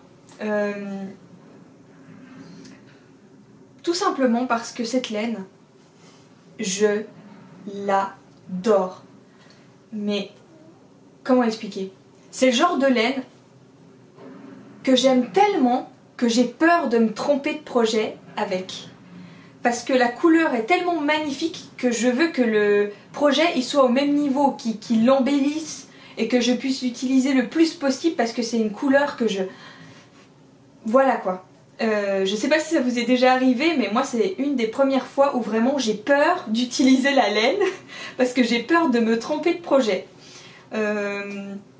Et du coup, dans cette peur, bon vous inquiétez pas, c'était pas une peur oh je boule dans le ventre, etc. Non, c'était très léger, mais je remettais à plus tard quoi. Alors que j'avais envie de la tricoter là maintenant tout de suite parce que j'adore la couleur. Et puis j'ai fait un tricoté samedi, le tricoté à Vevey. D'ailleurs, si ce tricoté vous intéresse, n'hésitez pas à m'écrire. Je vous ajouterai au groupe. Et puis comme ça, vous pourrez, je vais dire, venir au prochain rendez-vous. Il y a des personnes qui viennent de Genève, d'autres de la frontière française, mais très proche de Genève, d'autres qui viennent de Sion, moi j'habite juste à côté, à 5 minutes du lieu de rendez-vous, donc ça dépend vraiment de chacun. Et des fois aussi on se déplace près de la personne pour changer. Une fois on est allé à Lausanne, parce qu'il y a une fille qui vient de Lausanne. On est allé à Lausanne, on est allé à une boutique à Lausanne et puis c'était sympa. Bref. En gros, je suis allée au tricoté et il y avait 2 nouvelles, dont une qui portait le Winterfell cardigan. Et j'étais super contente parce que je pouvais enfin le voir en vrai, parce que une fois je l'avais vu en vrai, mais il était en cours de tricotage, donc ça n'a jamais le même rendu. Et du coup, ce qui était cool, c'est qu'en plus du fait qu'elle portait le Winterfell, elle portait le Winterfell tricoté en sport. Et du coup, j'étais super contente, surtout que la couleur, elle était magnifique. C'était un orange renard ou orange d'automne. Un orange d'automne. Voilà. Le orange de la bien-aimée, je saurais pas vous dire. Et je saurais même plus dire... Mais ouais, il était magnifique. Et j'ai flashé quoi, et je lui ai dit, je lui ai posé plein de questions et j'ai vu qu'elle le portait ouvert. Oh, alléluia! J'ai enfin pu voir le gilet porté ouvert, comment est-ce qu'il donne, comment est-ce qu'il tombe, si c'est moche quand il fait ce machin là, vu que c'est très haut, comment ça donne fermé au niveau du cou et tout ça. Alors j'ai regardé, ouvert ça va, même quand il retombe c'est joli. Moi je ferai une technique pour que le nœud il soit sous le bouton, comme ça s'il retombe on verra pas les gros nœuds tout moche, on verra un truc plutôt esthétique. Bon par contre, elle a pas fait de rond raccourci, elle a vraiment fait comme la designer elle dit, et je trouve que ça tombe beaucoup trop droit. Donc ce que je vais faire, c'est que je vais faire comme Triple L de Max, c'est-à-dire que je vais... Et à part ça, je me suis égarée, mais je vous ai pas dit... Bon, alors, si vous n'avez pas vu l'incrustation d'image et le titre, en fait, au moment où je dis, comme ça vous serez toutes... Ouais, en fait, je vais faire comme ça. Ouais, je vais faire comme ça, à partir de maintenant. Quand je vous dis le nom du projet, et... Oui, quand je vous dis le nom du projet... À ce moment-là, je mets la photo et le nom écrit en bas. Voilà. Et après, évidemment, quand il y a des exceptions, c'est-à-dire j'ai pas l'étiquette de la base, ou il y a un truc que je dois vous dire où est-ce que j'ai acheté, là je vous dirai que je mets l'image. Mais voilà, parce que ça m'embête en fait de toujours devoir radoter à chaque fois, dire je mets la photo là, et le titre là, ni. En fait, j'hésitais, puis après, comme j'ai dit avant, je me disais ouais mais les personnes qui font que m'écouter, peut-être qu'elles verront pas, etc. Donc je pense que je vais faire comme ça. Dès que vous m'entendez dire le nom du patron, c'est que je mets les images et le nom écrit en bas. Voilà, comme ça vous savez. Et bon, après je pense qu'à force les personnes, les nouvelles qui seront venues après ce podcast, je pense aussi qu'elles verront qu'à chaque fois, au moment où je dis le nom, il y a la photo. Alors ce sera un automatisme je pense. Et dans tous les cas, de toute façon, je mets les détails sur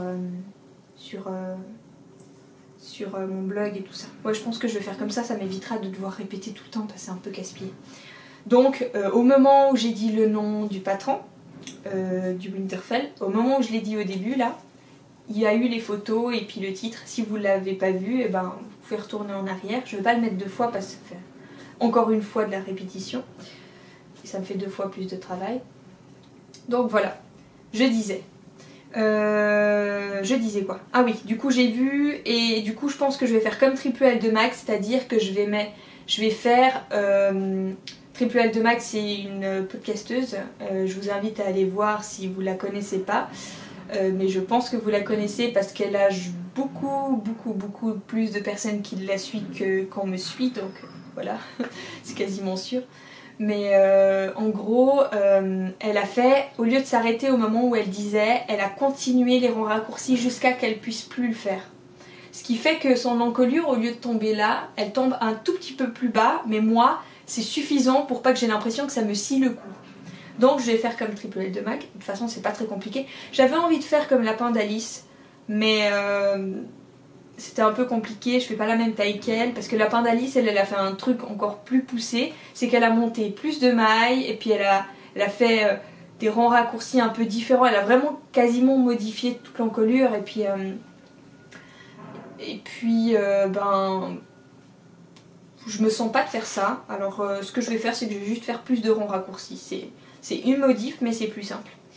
Et donc je vais faire ça. Et du coup, après avoir bien regardé tout le long, je bavais sur son gilet, je m'étais posé tellement de questions, je me demandais est-ce que c'est élégant, est-ce que ça tombe bien, est-ce que la longueur est bonne, est-ce que le point est suffisant pour apporter quelque chose, est-ce qu'on voit pas que l'encolure qui scie le truc, une fois ouvert ça tombe bien, machin. Je me suis posé trop de questions, comme je vous ai dit, parce que j'aime trop cette laine. Et bah en fait, vu qu'on est resté 3h15 quasiment au tricoter, j'ai eu bien 3h15 pour regarder le gilet sous tous ses angles, porté quand elle se lève, machin. J'ai dû me faire passer pour une folle, elle a regardé tout le temps. Bon, elle en a beaucoup ri parce qu'elle voyait que des fois je bavais carrément, j'étais là, wow, il est trop beau. Et je pense que j'étais pas la seule parce que à la fin, il y avait une des tricopines qui avait perdu son mojo tricot. Et il y a Marie, du pseudo Handmade Marie. Handmade Marie. Hand, donc le mot main en anglais. Qui a proposé à nous toutes une sorte de cale du tricoté où on tricotera toutes le même projet pour motiver notre tricopine qui a perdu son mojo tricot, sa motivation tricot. Et ben, vu que on a parlé très souvent du Winterfell que la fille portait parce qu'il était vraiment très beau, et ben elle a proposé de faire le Winterfell et on est déjà quasiment 6 à avoir accepté, dont moi. Du coup, j'avais prévu de faire un autre projet dont je vous parlerai du coup dans les coups de cœur, parce que je peux toujours changer d'avis. Du coup, là, pour le Winterfell, on le commencera tout le 1er janvier, pour que ça nous laisse le temps de terminer déjà ce qu'on a sur nos aiguilles. Et bah, je le ferai avec cette magnifique laine, qui ne rend jamais aussi belle qu'en vrai, c'est fou. Elle a tellement de nuances, mais c'est tellement... Vous imaginez même pas l'amour que j'ai pour cet écheveau. Par exemple, je sais pas si vous allez voir, mais ici par exemple, il y a des nuances qui tirent un peu plus sur le rose. Puis là, ça tire un peu plus sur le jaune. Et puis là, c'est un peu plus clair. Et puis c'est beau. Regardez, là, ça fait presque un peu violet. Mais c'est vraiment, ça reste dans le... C'est un camailleux. Ça reste un camailleux. C'est pas vraiment des splashes de violet. C'est vraiment juste des fois, il y a une nuance qui fait un peu plus rose, qui fait ressortir le côté un peu plus rose de la couleur. Et là, c'est un peu plus rose mais plus foncé, du coup ça fait un peu comme du violet. Mais ça reste vraiment caramel. Mais un caramel, mais d'une beauté, mais... Et souvent, sur la caméra, ça sort jaune, mais c'est vraiment caramel quoi. Mais vous imaginez même pas, comme je l'aime. Et comme j'ai hâte de le commencer. Et le pire de tout, c'est qu'à la base, j'avais pas prévu de prendre celui-là, j'avais prévu de prendre le gris que mon Chip Shop avait utilisé pour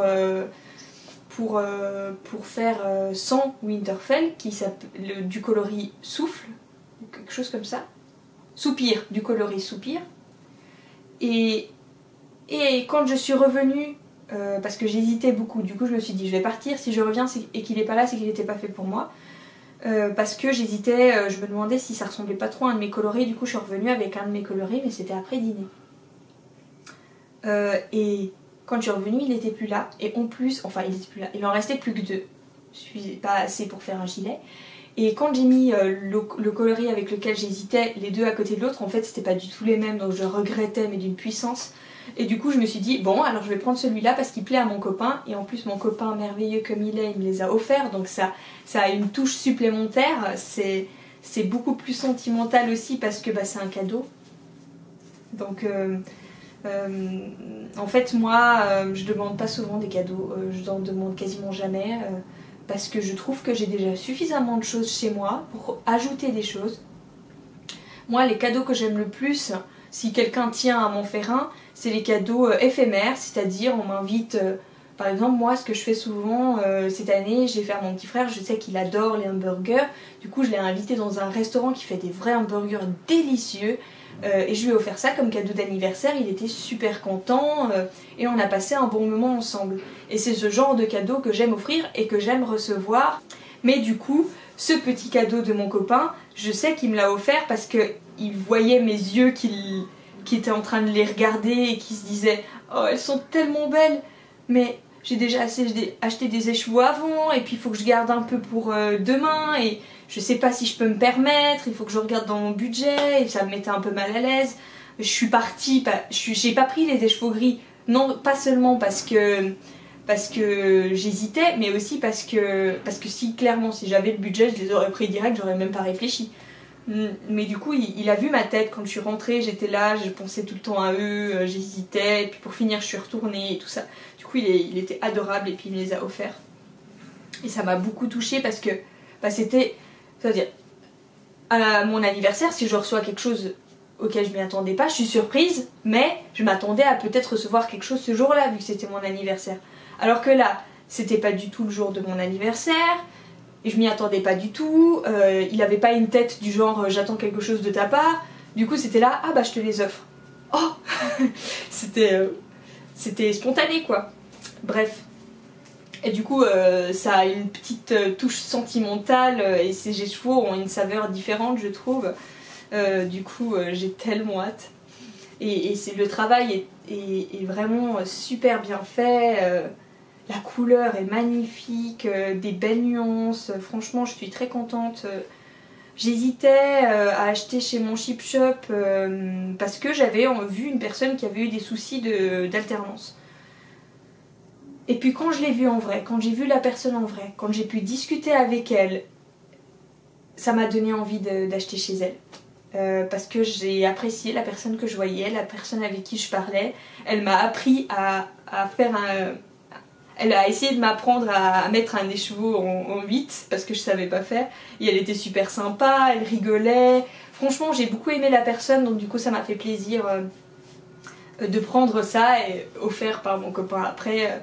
Voilà, ça m'a fait plaisir de la soutenir dans sa passion. On sentait vraiment que c'était une passion dans ses yeux, c'était pas juste je fais du commerce, c'était vraiment... on sentait qu'elle était contente d'être là, de partager ça avec les gens, de partager les couleurs. Et on sentait qu'il y avait de la générosité dans ce geste. Donc voilà. Bref. Parce qu'il me reste pas beaucoup de temps et puis je veux pas non plus qu'il dure des heures. Le dernier projet futur, c'était, comme je pense que vous vous souvenez, j'avais ces 2 couleurs pour faire un brioche Alicius. Je sais pas si je vous en ai reparlé entre temps.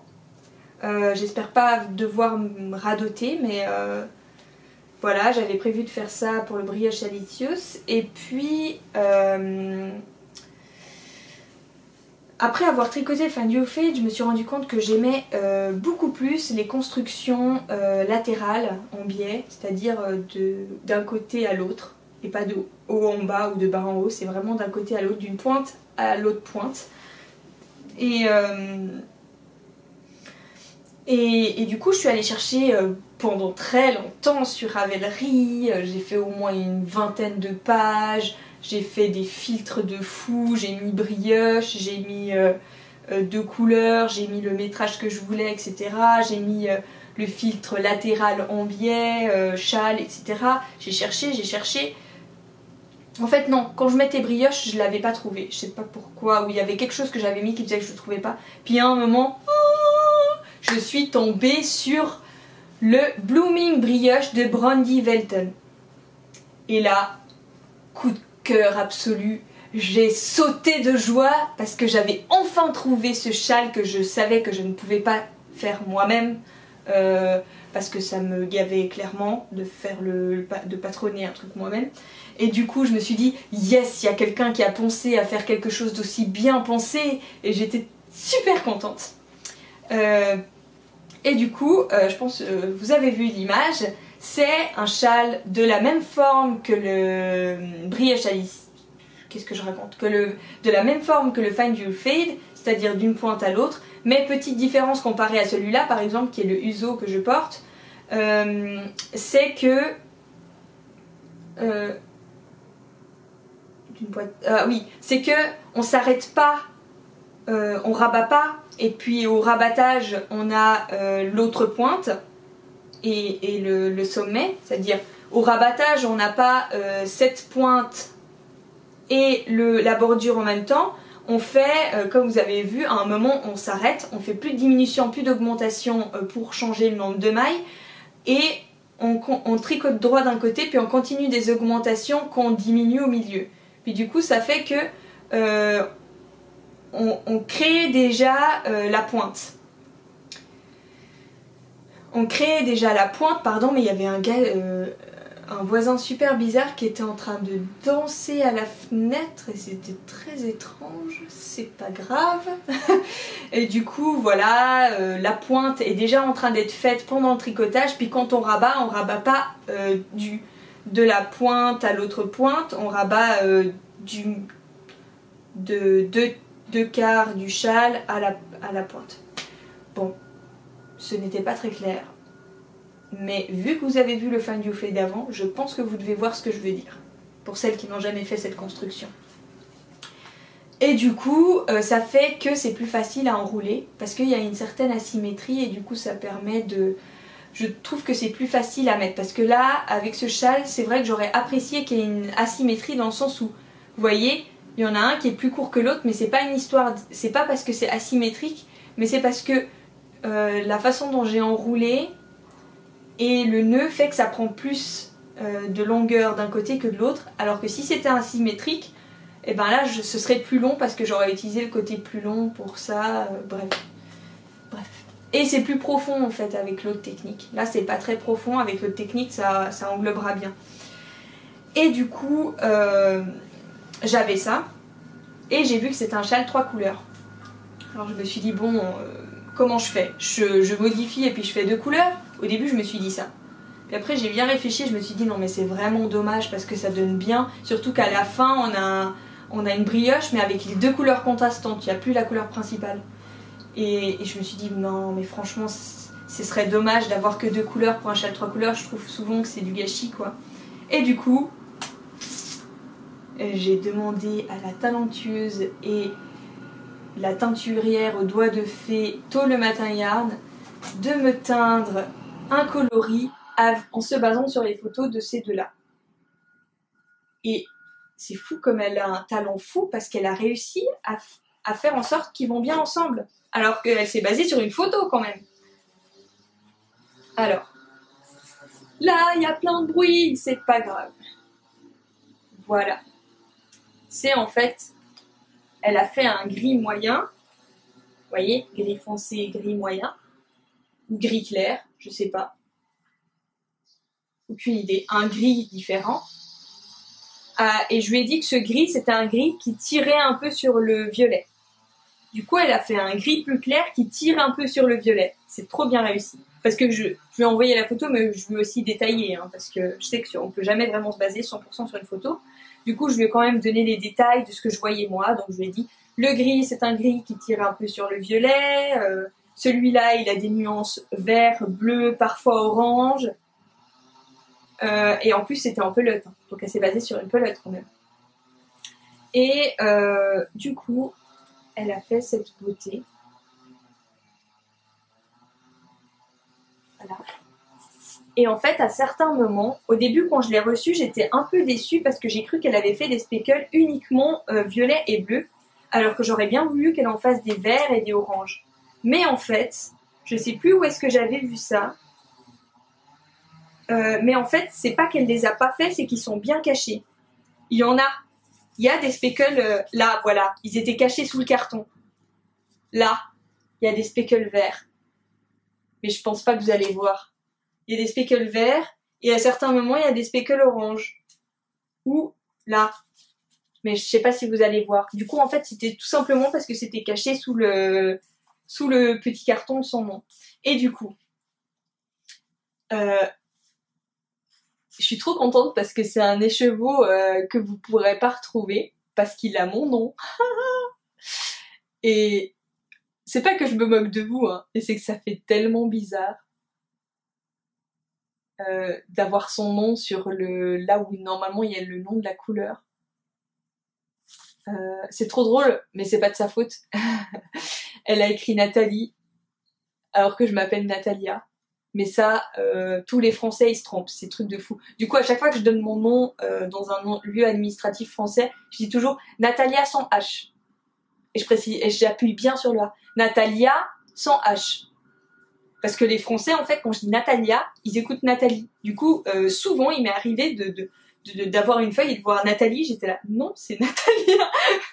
Mais c'est pas grave parce que du coup, quand j'étais adolescente, pour des raisons complètement débiles dont je vous expliquerai pas parce que voilà, j'ai voulu qu'on m'appelle Nathalie pendant un petit moment. Du coup, ça me fait pas trop bizarre de voir ça.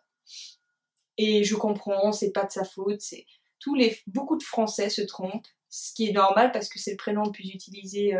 C'est Natalia, c'est pas très connu en France. Mais du coup, voilà, ça me dérange pas.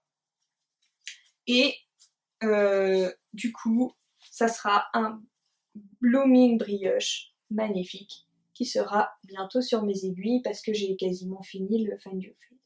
On peut dire quasiment parce que je suis à la moitié de la 5e couleur. Ensuite, il y a la 6e couleur où il y aura aussi moitié. Je suis à un tiers de la 5e couleur.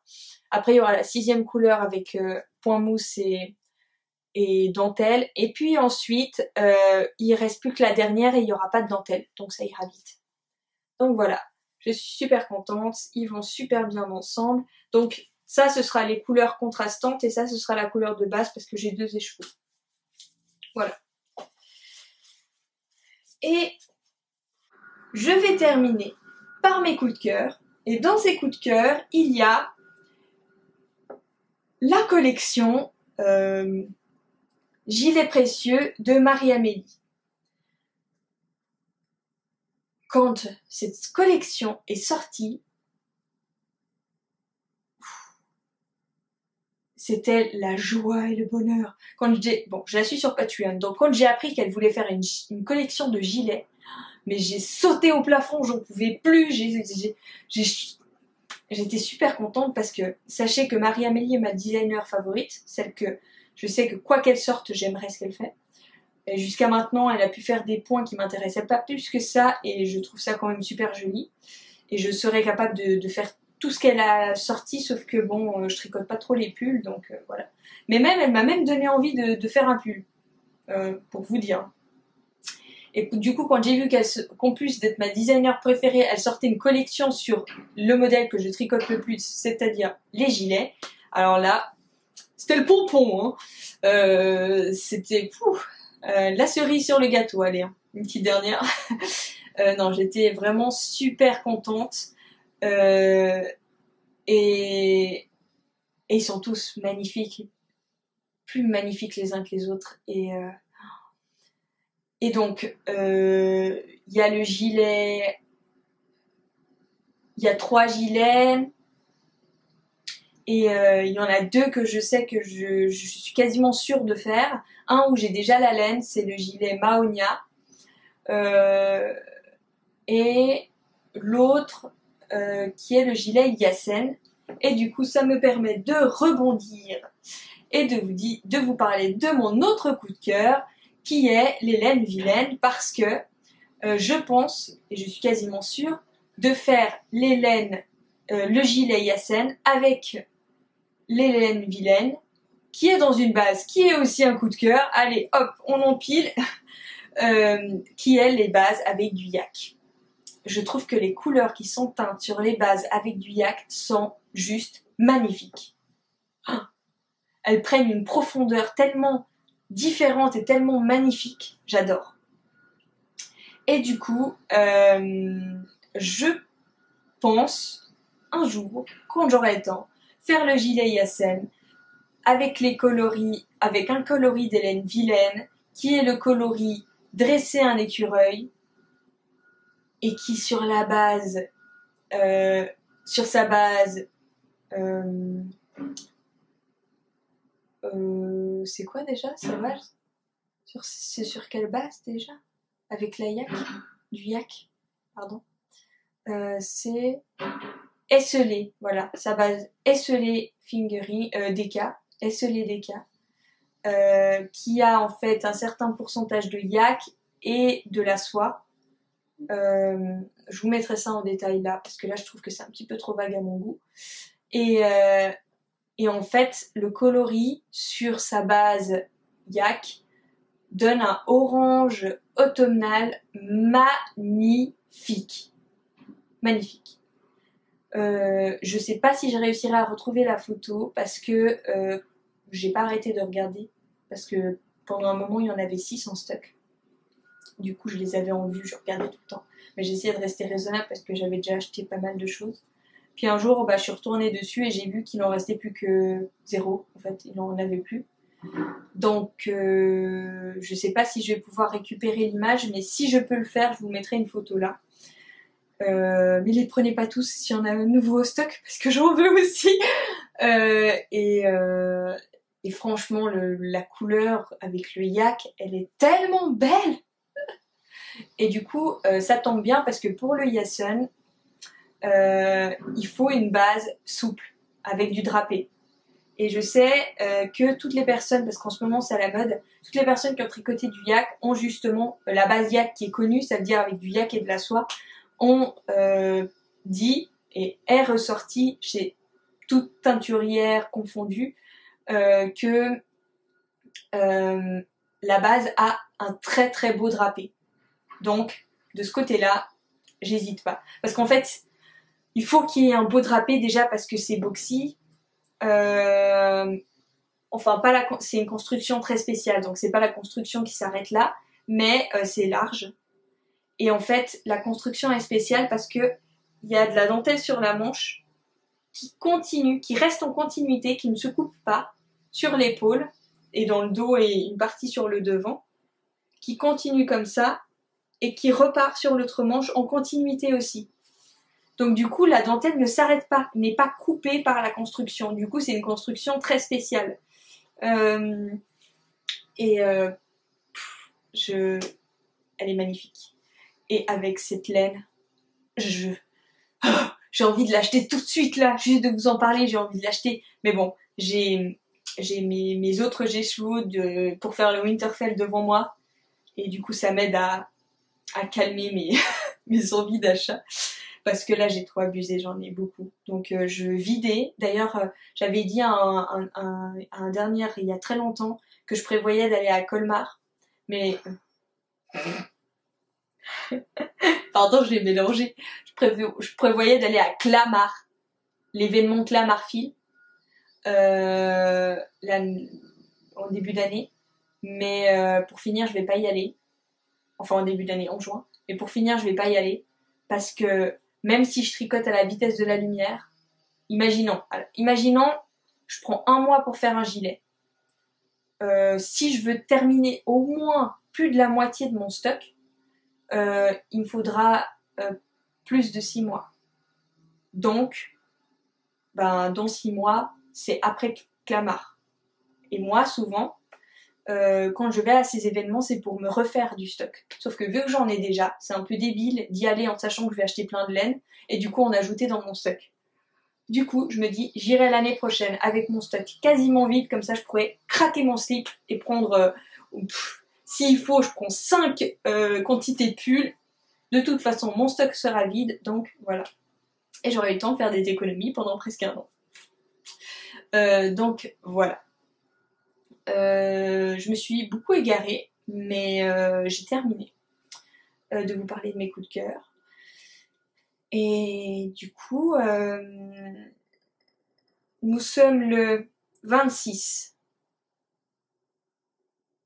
On se revoit dans plus d'un mois, ou peut-être avant, parce que du 15 au 2, je serai en vacances. Du 15 décembre au 2 janvier, je serai en vacances, et c'était pas du tout prévu.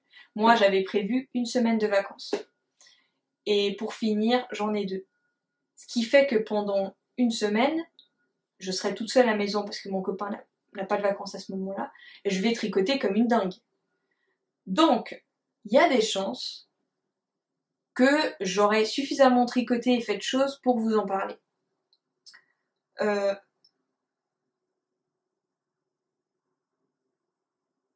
Si je juge que je n'ai pas de choses très intéressantes ou différentes à vous dire, on se reverra en début d'année prochaine. J'espère pouvoir filmer avant de reprendre le boulot. Et puis du coup, ou on se revoit dans moins d'un mois, ou on se revoit dans plus d'un mois. À voir. De toute façon, si vous me suivez sur Instagram, vous serez au courant. Parce que vous verrez un peu l'avancée de mes projets.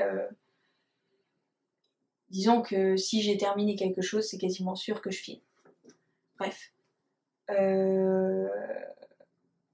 Voilà. J'ai fini de blablater. Je pense que ce podcast a duré un peu plus d'1 heure, mais pas trop non plus. Eh bien, je vous souhaite de passer d'agréables moments dans vos activités créatives qui vous passionnent. J'espère que vous prenez conscience qu'on a une chance absolument incroyable d'avoir trouvé notre passion, parce qu'il y a des gens qui prennent énormément de temps à la chercher. Récemment, j'ai parlé avec quelques personnes, et quand on leur demande s'ils ont une passion, ils disent sortir avec mes amis. Ça peut être une passion, mais la plupart du temps, quand les gens disent ça, c'est qu'ils savent pas trop.